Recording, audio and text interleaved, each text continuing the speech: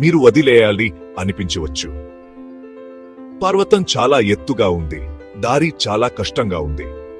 మీరు మీ శక్తిని అనుమానించవచ్చు, నిజంగా చేయగల అని ఆలోచించవచ్చు.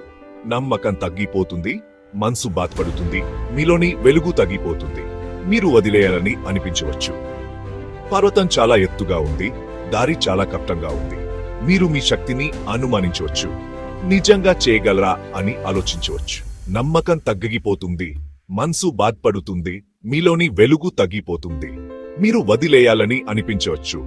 పర్వతం చాలా ఎత్తుగా ఉంది, దారి చాలా కష్టంగా ఉంది. మీరు మీ శక్తిని అనుమానించవచ్చు, నిజంగా చేయగల అని ఆలోచించవచ్చు. నమ్మకం తగ్గిపోతుంది, మనసు బాధపడుతుంది, మీలోని వెలుగు తగ్గిపోతుంది. మీరు వదిలేయాలని అనిపించవచ్చు. పర్వతం చాలా ఎత్తుగా ఉంది, దారి చాలా కష్టంగా ఉంది. మీరు మీ శక్తిని అనుమానించవచ్చు, నిజంగా చేయగలరా అని ఆలోచించవచ్చు.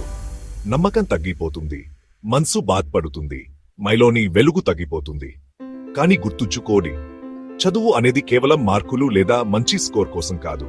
ఇది మనల్ని మనం తెలుసుకునే ప్రయాణం, మన మనసు పెరగడం, కొత్త విషయాలు నేర్చుకోవడం. కానీ గుర్తుంచుకోండి, ఇది కేవలం మార్కులు లేదా మంచి స్కోర్ కోసం కాదు. ఇది మనల్ని మనం తెలుసుకునే ప్రయాణం, మన మనసు పెరగడం, కొత్త విషయాలు నేర్చుకోవడం.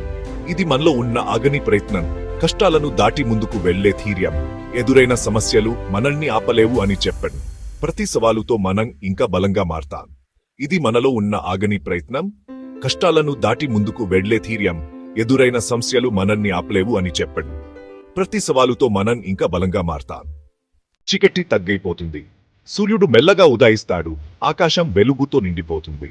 ఇది కొత్త రోజు, కొత్త అవకాశాలు వస్తాయి. ఒకరు చేయి చేస్తారు, ఇది ఆశకు, సహాయానికి గుర్తు. అవసరమైనప్పుడు మత్తు ఇస్తారు.